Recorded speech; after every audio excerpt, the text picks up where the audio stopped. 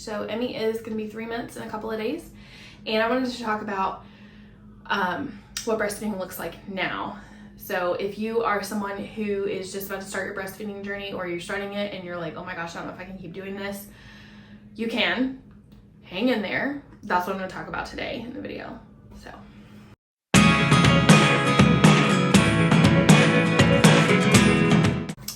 okay, so one of the first things I want to say is it does get easier. As you start your breastfeeding journey, your baby is learning how to suck, swallow, breathe all at the same time. You're learning how to position them appropriately. Hopefully you have a good pillow that you enjoy. You guys are getting in a good routine. You're figuring out how often they need to eat. If this is your first baby, you're probably like obsessive about tracking when they're eating and when they're going to the bathroom and all of that stuff. And that's completely normal for your first baby. Most of the time, they're going to let you know if they're not getting enough food. Most of the time. So I just wanted to throw that out there. You will learn, your baby will learn. As your baby gets bigger, their mouth just gets bigger, and so it gets easier for them to breastfeed. So if you are still in that first 2 weeks, hang in there. It's really tough. I know it's really tough, but just if you just keep going, they're gonna learn. And then at about the 2 week mark, you're gonna start to be like, okay, they kind of get it, I kind of get it. This is not as uncomfortable. If it is still uncomfortable, you need to go find a competent lactation consultant. Not all lactation consultants are created equal. So you want to find one that you like. If you found one and things aren't getting better, try another one. That's my biggest advice on that. Your baby is gonna get adjusted and your body is gonna adjust to your baby's needs. So your supply is gonna regulate. So you're not gonna be constantly leaking all the time. If you have an oversupply, if it's not the case, that's what I have with my son. So if you have an oversupply, the best thing I can tell you to do is to not pump. You're gonna want to, don't. Just try and like slow down. Because it's a supply and demand thing. Same thing if you have an undersupply. If you feel like you don't have enough breast milk, or if you are having a supplement with formula right now, which there's nothing wrong with that. If that's working for you, do that. But if you don't want that, if that's not what you desire to do, pumping is gonna become your best friend. And I'll talk about that in a little bit. But your supply is gonna adjust. So by the 3 month mark, everything is kind of settled. Your body is kind of in the swing of things. Your baby is kind of in the swing of things as far as like how to eat, how often they want to eat. And the good thing is, at least with mine, at this point, they're getting a little bit further between feeds. So I am not feeding her every 2 hours like I was. It's now between like 3 and 4 hours, closer to 4 most of the time.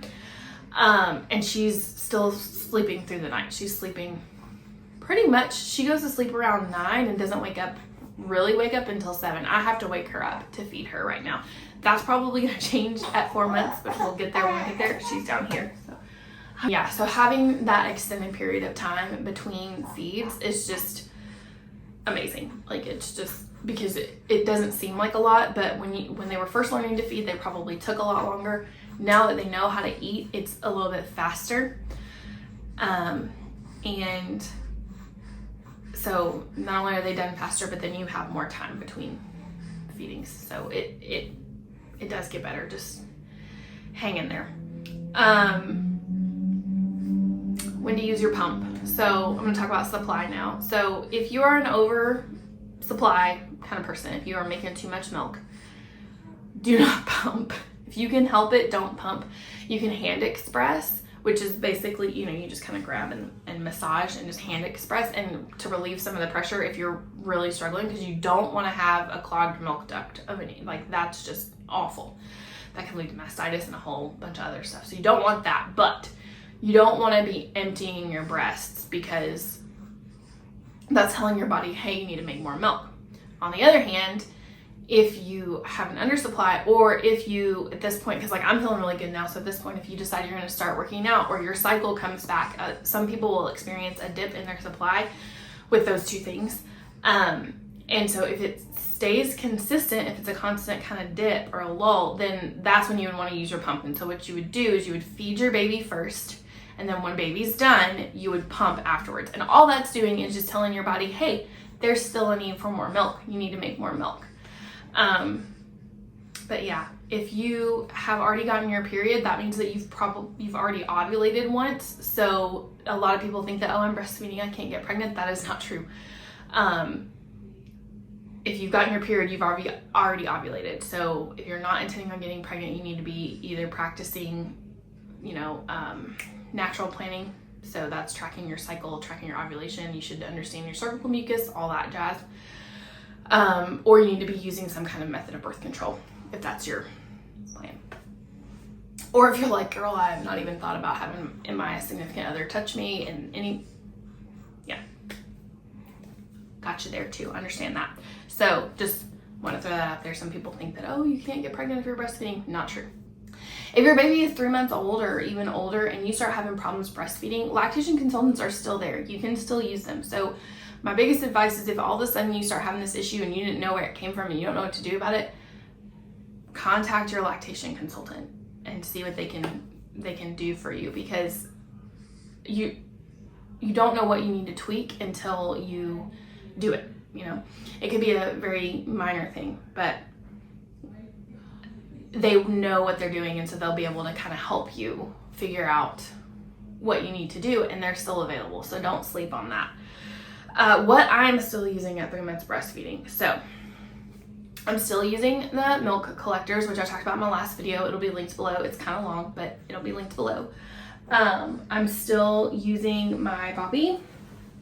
So this is mine. I have a bunch of different covers, but this is the one that I have.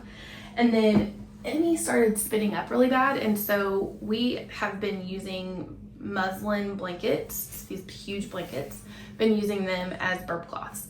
And that has been so much more effective in saving me having to change clothes repeatedly, because when she throws up, it's not a lot, but it goes all over the place. And so these, I can just drape it completely over me like this, and this is what I do when I burp her, and then that way if it goes down, it just gets on the blanket and you don't have to worry about having to change your entire outfit.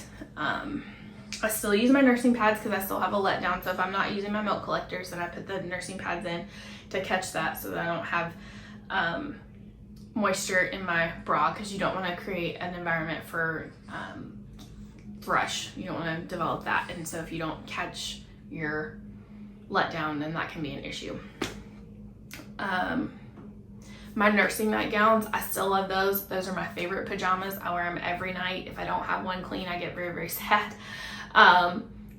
Because those are just, I don't have to wear a bra, but I also don't feel like everything's kind of going everywhere. So those are really nice for sleeping. And then my car seat covers, if I'm out and I'm nursing, I still use those to cover me. But honestly, if I'm at a park and I have like the stroller and stuff strategically, one of my favorite methods of feeding is, I'll show you right now. So I have a nursing tank on, and then I have a hoodie on, or I'll have a t-shirt. I have a hoodie because we're in the house, but I'll have a t-shirt on, and then I just put her on. If she wasn't asleep, I'd show you, but I just hold her and snap down, and then you can't see anything because the shirt, she's right here, and the shirt covers everything. And then my stomach is still covered and my back is still covered and everything. So that's my preferred wardrobe if it's not insanely hot, which here in Texas it is. But that's better than having to be underneath a cover and all that jazz. So those are all the things that I'm still using for breastfeeding. As far as my thoughts go on how we're doing 3 months in, I am having such a better experience breastfeeding this time than I did last time with my son. I really had to power through just because he had so many issues with his tongue tie and everything. I think we were still working on that at this point with him. And he doesn't have any of those issues, and so I would not trade it for the world. I don't have to use nipple shields. We haven't had to use bottles. Nobody has to wash or sterilize or do anything. It's just and then I don't have to worry about carrying anything with us. If she's hungry, I just feed her. And so that has been such a blessing. But with that, there's also this sense of fatigue because this person literally needs you constantly. It's not a bad thing. It's reality. You do feel like, okay, this is a lot, especially when you have other kids. And with us, we have teenagers, so it's not like I have other kids that are just little kids hanging around the house. I have kids that need to go places and do things and be places. And if you've got a 7, 8, 9, 10-year-old, even, they're probably doing summer sports. And so you've got this baby that's tagging along with you. And it can be a lot to be, you know, trying to manage all of that and maintain another human being's life. So it's just something that I wanted to be real and honest about is, yeah, it does wear on you. It can make you tired. But it's worth it, in my opinion. I really think that the pros outweigh the cons. So if you're in the first couple weeks or even the first month and you're still like, oh my gosh, I don't know if I can do this, but it's what you really want to do, keep trying. Don't give up. Keep making the effort and keep doing it. Now, if you're that person that you are worried every second of every day about whether or not they're getting fed, and you're just super stressed about it, I would take a step back and just think, like, is this what's best for us? Is this the best option for us? What can I do to relieve my stress around this issue? Maybe that's tracking every time that they eat and tracking every time that they go to the bathroom. Maybe it's letting up a little bit and just realizing that, like, they're gonna let you know when they need food. They're gonna let you know when something's off. So your body is meant to do this. If you are struggling and people are telling you that it's impossible, that you're just not meant to breastfeed, I would say maybe you haven't found the right people. I would also say don't go against your doctor's advice, but also don't deny your gut feeling. Like, make sure your baby's fed. If you need to supplement the formula, cool. If your baby just can't latch, but you really want to provide them breast milk, pump, man. Like, just pump. You can do it. And if it's driving you nuts and it's affecting other areas of your life and you're not having a fulfilled experience living with this small human, because they're only this tiny for a little while, don't do it. I'm debating starting a mom coaching thing. I'll see how this channel grows and see if that's something that people are interested in, because I have a therapy background and I feel like that might be something that's useful, because I'm very much, you need to do what's best for you and your baby, and you need to focus on all of the aspects of that, whatever that looks like. And that could be in a lot of different areas, and it's going to continue to be that way as you parent, as they grow. They all need different things, and they all have different experiences, and you have different experiences. Bottom line that you need to remember, God gave you this baby. He gave it to you. You are its mother. So whatever you think is necessary is most likely what needs to be done. If you have a gut feeling that something's off, something's probably off. If you think that everything's going pretty smoothly, probably going pretty smoothly. But you know what's best for your baby, because you were meant to do this. So I hope you guys liked this video.